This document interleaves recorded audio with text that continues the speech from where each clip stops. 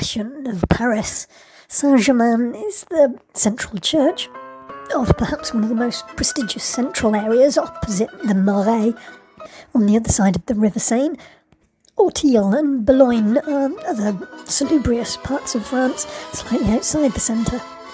To the northwest, the recently renovated, colourful Church of Saint-Germain rivals Notre Dame in its own way, but there's rivalries inside the Paris Saint-Germain stadium beyond all passions of any other football club in Europe, really. But the passions are often directed at other sections of their own home audience. Expensive players that aren't performing. Paris Saint-Germain supporters have been known to protest before. They've won the French national championships, but left 5 minutes before the end of the game when they know they've got enough points and the team aren't making the effort. The stadium empty 5 minutes before the end of the game. There's a similar issue with the France-Israel game. Paris Saint-Germain use the national stadium Parc des Princes. Paris Saint-Germain is the essence of the French national team. The boycott process of the France-Israel game seems to have started. When there's ticket sales, a lot of those sold ticket owners don't turn up. But in a big national stadium, it's only going to be a quarter full. Only a quarter of the seats have been sold. And there's twice as many police, gendarmes, military-trained people on duty as compared to usual. It's very likely to turn into a damp squib, very similar to the French Olympics opening ceremony where there were more gendarmes than fans. There has been a France-Israel away game, not in Israel itself, but in Hungary. Now, Hungarian football fans can be a bit mental, but then so can their government. That game was played in an empty stadium, like it was COVID.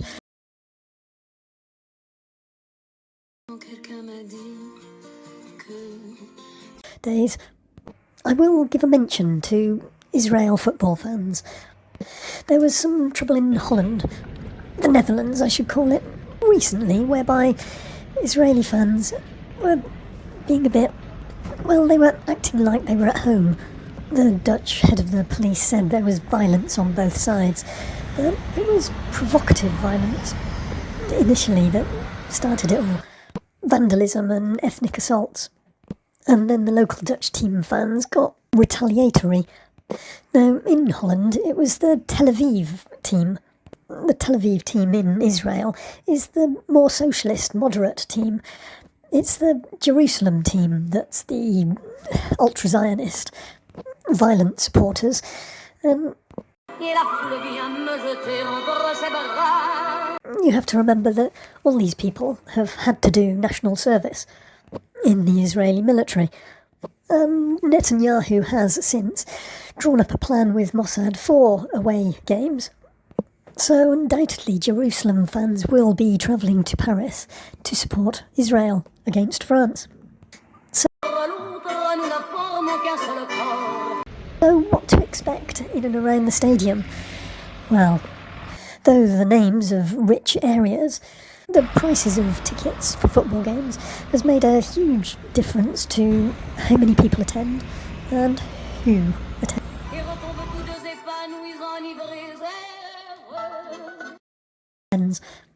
There are the collectif Ultras, there are the Ultras Auteuil, there have been the boulogne boys.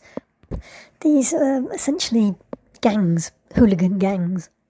And they've had to be separated into separate parts of the Parc des Princes stadium for their own safety.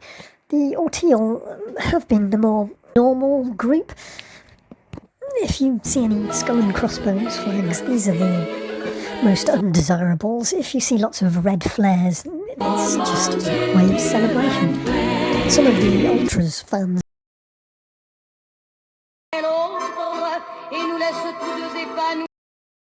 journeyed to London to watch an Arsenal game, not able to get in. They created a wild atmosphere with their flares and chanting at an Arsenal five-a-side game nearby. They do have a very respectful, admiring anyway, relationship with Liverpool and Celtic fans. But much more normal Auteuil fans that have been making news in the media by unfurling a huge Free Palestine banner across the whole of their end of the stadium. There's quite a history of big banners, but they are allowed to be political but not offensive. I think it's worth pointing out that being a little offensive isn't the worst thing that happens in and around a Paris.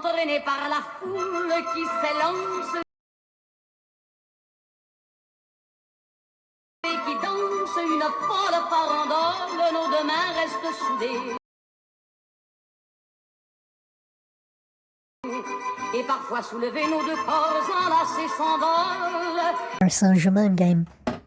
In the past, there's been an Auteuil against Boulogne problem, whereby a small number of Auteuil fans were chased towards their entrance to the stadium by the Boulogne contingent. A large number of Auteuil fans came out of the stadium to support them and attack the Boulogne crowd. This is fans of Paris Saint-Germain, not a different town, a different football team, Boulogne, their own fellow team supporters. Marseille, the other team, Le Classique, the rival derby, as we'd say in English. I'm pausing because it's difficult to believe. So the Auteuil fans are coming out to protect a smaller number of their gang of hooligans, and the Boulogne are coming at them.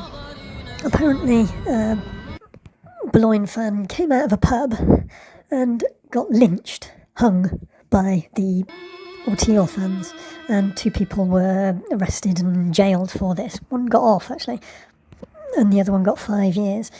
Someone died by hanging.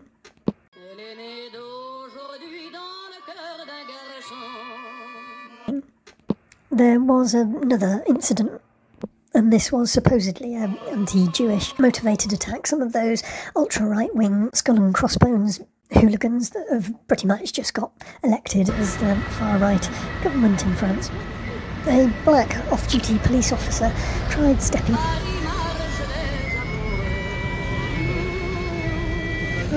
in to help this Jewish guy that was getting beaten. I say off-duty, he wasn't in uniform, but he did have his gun on him. Why he had a flare or where he got the flare from, I'm not sure, but he tried keeping off a gang with a flare. This didn't really work.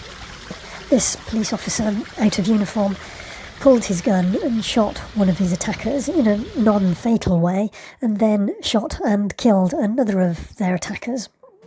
I haven't been able to find any mention of what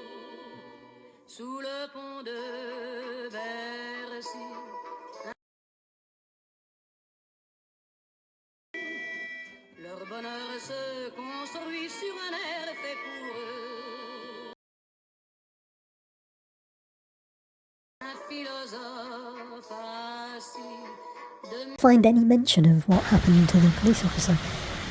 Now, Israelis love destroying symbolism. I have to fear for the recently renovated Saint-Germain church in the centre of Paris, opposite the historically Jewish Marais district in the centre. If the stadiums are so fiercely policed, then it's possible the centre of Paris may be targeted, and the police can't be everywhere anyone decides to show their colours. French and Paris particularly are proud of their multi-racial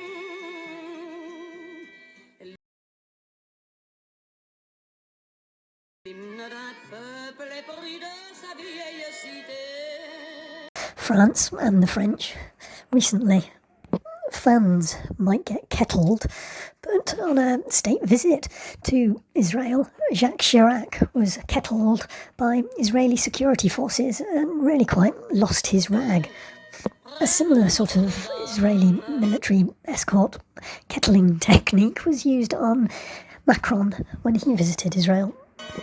touching can be a real irritation if you get too much touching, and it's touching more prodding, really. It's goading, isn't it? Then there's the actual invasion of French territory.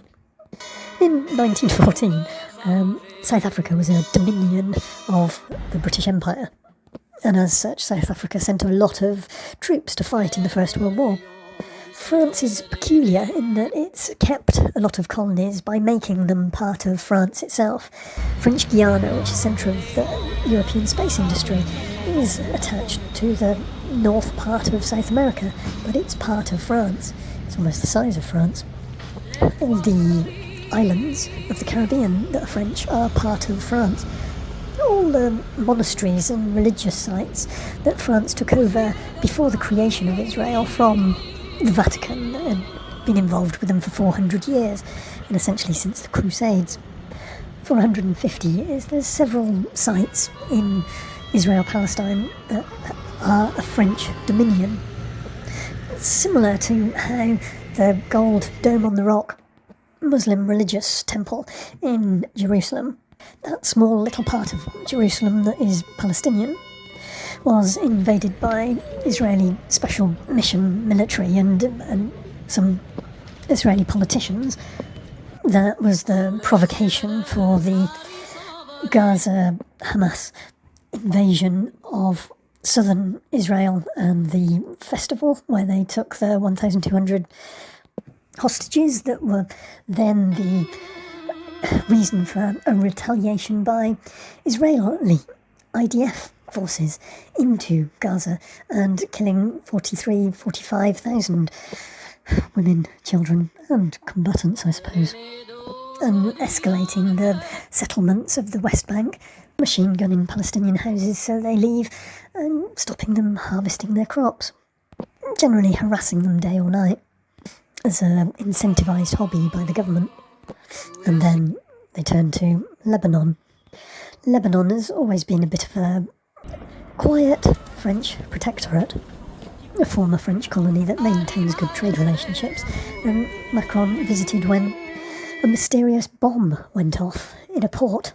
Well, it wasn't a bomb, it was just an explosion, wasn't it?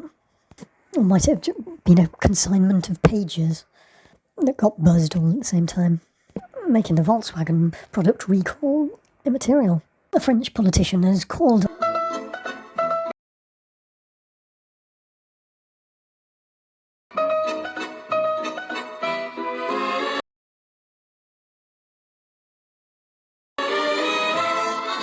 off a visit to one of or two of these French Dominion monasteries in the Holy Land after Israeli authorities have fairly gently invaded and pushed out the French embassy officials from the holy sites.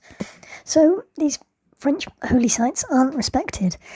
Might Saint-Germain, another holy site, not be respected by Israelis? Though I think Paris Saint-Germain and French supporters, football supporters, have boycotted the France-Israel game. Ticket sales are likely to have been heavily restricted as well by the French authorities' subtly commanding order. But what will be truly fascinating to see is what provocations are made by Israeli ex-services, fans, towards France and the French, and how is it met? Gendarmes act with top-down commands to control their own people. Israel tends to use all as agents provocateurs and squeal that they're the wounded party afterwards, falsifying evidence or anything that's necessary.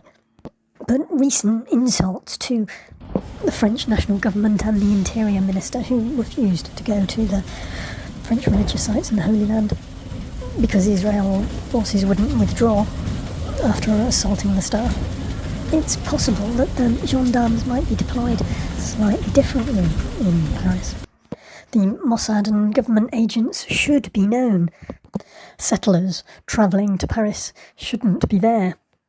Hooligans travelling to Paris should already have been identified.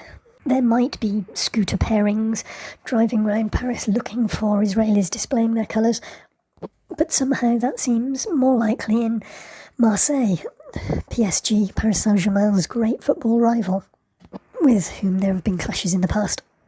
Might poor white, disaffected PSG collectif ultras, former Boulogne boys, who love to bounce up and down rhythmically, thumping their chest with their fist and raising it in a rather Nazi-style flat-palmed salute, singing their anthem to the Village People tune, Go West.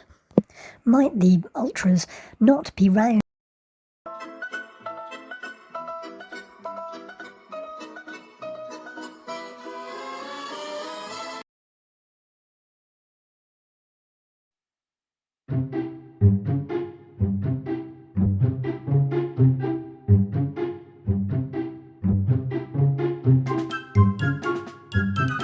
The ultra-Zionist insults to France recently.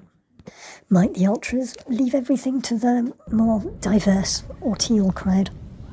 My hope is that it's all left on the pitch. It's all resolved there. The previous away game was an easy 4-1 victory to France over Israel, and that's without their two best players. But if you've driven through France during the Gilets jaunes political protests a few years ago, you know how passionate the French can get. Expect passion next week at the Parc des Princes and Paris, more generally. The Parisian people like to be heard, but who the ultra-right-wing Le Pen government is supporting, or perhaps rather tolerating at the moment, is difficult to discern. All national governments are publicly supporting Israel against Palestine, primarily because of historic shame. But it is now Netanyahu's ultra-Zionist state of Israel that is the true dommage. Sports teams are owned by the titans of industry, venture capital billionaires, generational fortunes, heirs, and massive petrostate sovereign wealth funds. Qatar Jerusalem has had a crypto fraudster and an alleged sex trafficker. Another owner money laundering for organised crime through his sushi restaurants.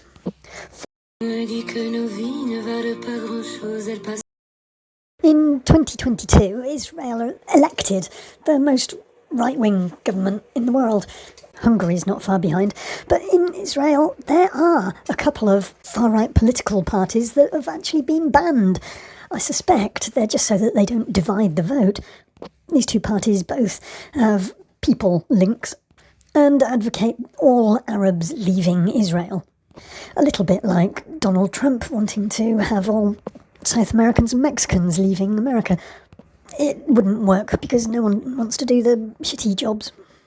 Benjamin Netanyahu has a favourite football team, and that football team's ultra supporters have links to the other two far-right parties that have been banned. La Familia is the ultra-right-wing supporters club of Qatar Jerusalem. Yellow and black colours, they've been banned from some games. There is another Jerusalem team, Hapoel. Hapoel is a communist team. They are the epitome of coexistence and cooperation, and owned by the supporters, but more generally, sports teams are owned by the titans of industry, venture capital billionaires, generational fortunes, heirs, and massive petrostate sovereign wealth funds. Qatar Jerusalem has had a crypto fraudster and an alleged sex trafficker. Another owner money laundering for organised crime through his sushi restaurants.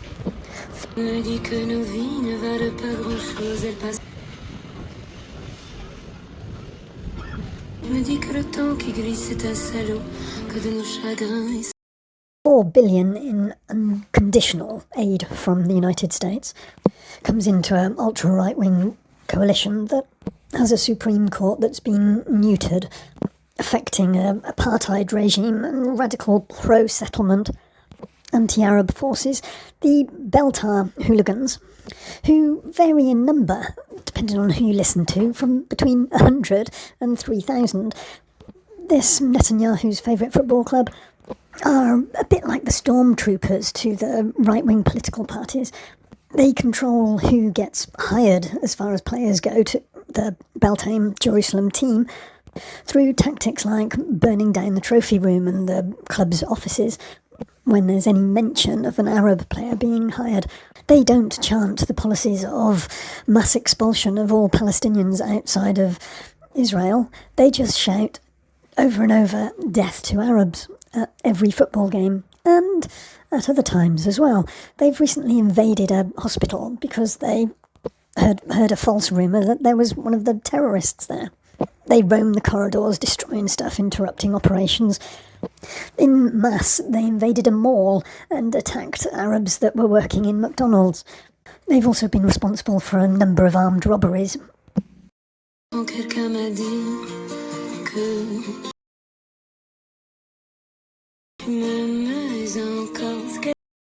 Ben Giver, one of the most prominent settlement constructors that's already planning real estate developments in Gaza, regularly turns up to cheer along La Familia and gets cheered right back. In La Familia, there are officers in the army and there are police. Donald Trump moved the American embassy from Tel Aviv to Jerusalem. At this point, Beitar Jerusalem considered changing their name to Beitar Trump Jerusalem Football Club. Ben Giver, as National Security Minister, has expedited gun permitting in order to get thousands of weapons into the hands of his like-minded right. So flagrant that even America almost halted arms delivery.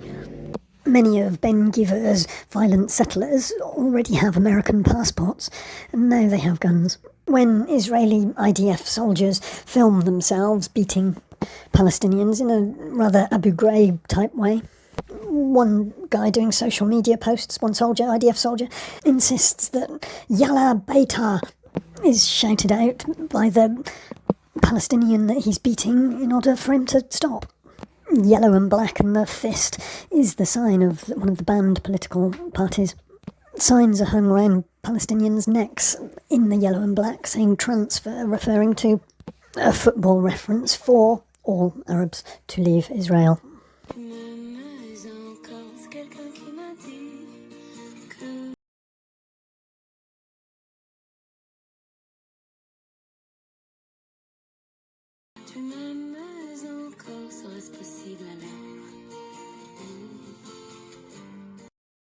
Beitar Jerusalem La Familia travel around on scooters, motorbikes, all dressed up in black, hoodies with masks. Death to terrorists, death to Arabs, death to the leftists, even, shouted out in a hospital. It isn't going to aid your recovery, is it? Where are the whores of Antifa? Perhaps not surprisingly, La Familia control the racial makeup of the players of their team. Two Chechens that happen to be slightly Muslim were bought by the club but never played a game. In 2008, just 3 years after they were formed, La Familia made up 20% of the crowd.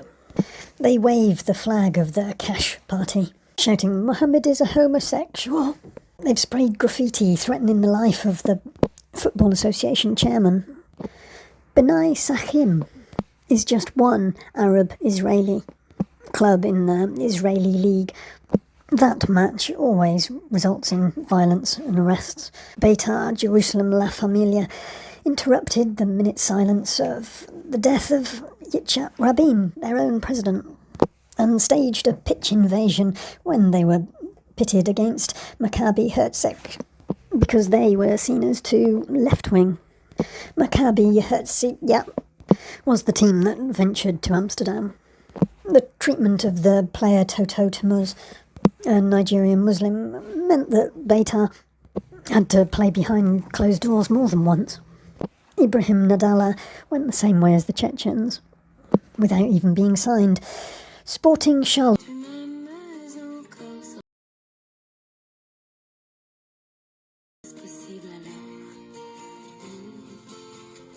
Charleroi, a Belgian team in a Europa League fixture, had their goalkeeper hit by a flare, and the whole game was delayed for really quite some time through the throwing of flares.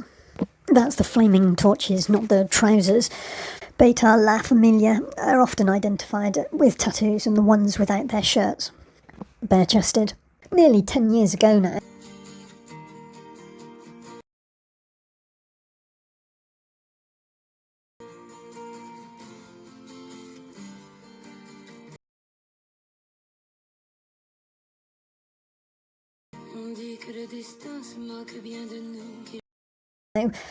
Undercover police were sent to infiltrate La Familia over a 1-month period.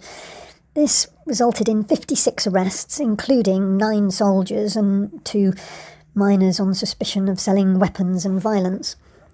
These are the people that should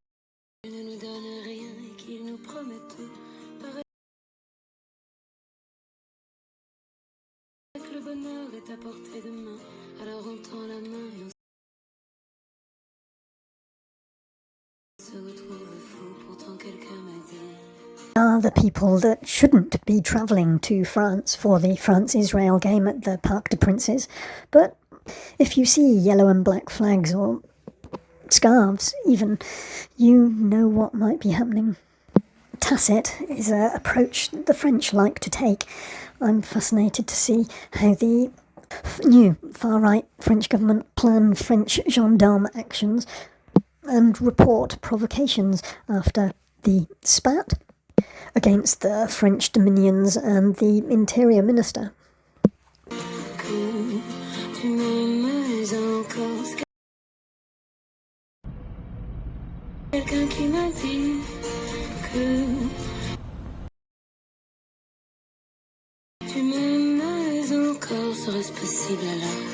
PSG, Paris Saint-Germain, have a lot of Arab supporters, naturally, and very proud they are too. They are likely to be targeted. What Netanyahu have asked Mossad to do on foreign away games after this last week remains to be seen. But really, it's starting to look, shamefully so, that governments are using football hooligans to fight proxy wars of pride. Myself,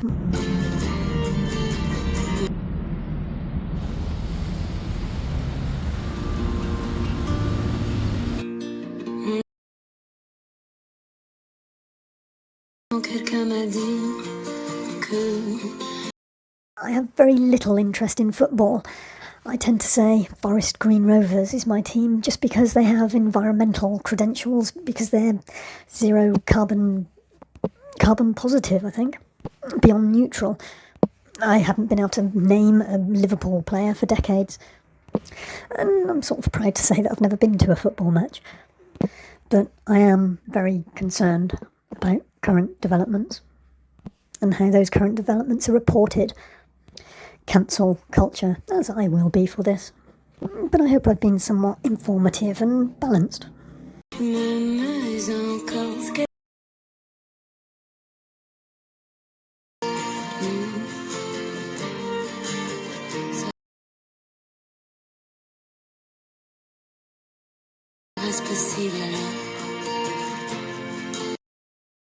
Sports teams are owned by the titans of industry, venture capital billionaires, generational fortunes, heirs, and massive petrostate sovereign wealth funds. Qatar Jerusalem has had a crypto fraudster and an alleged sex trafficker. Another owner money laundering for organised crime through his sushi restaurants.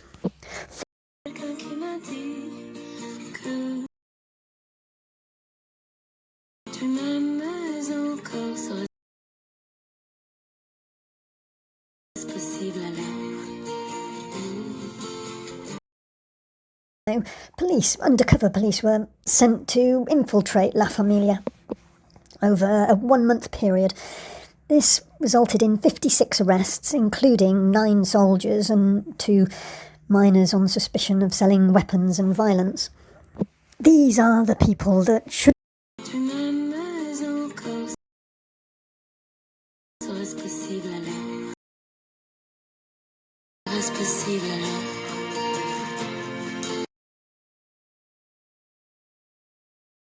impossible alors.